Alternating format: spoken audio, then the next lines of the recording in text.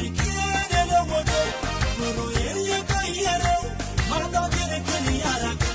ጌታ ነው ቤቴ የገባው እሱ ነው ሁሉ ያማረው ጌታ ነው ቤቴ የገባው እሱ ነው ሁሉ ያማረው ሌላ የለኝ ሌላ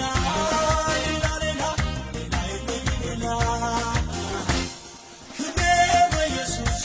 ሞገሴ በኢየሱስ መቆም በኢየሱስ ሰው መሆን በኢየሱስ ክብሬ በኢየሱስ ሞገሴ በኢየሱስ መቆም በኢየሱስ ሰው መሆን በኢየሱስ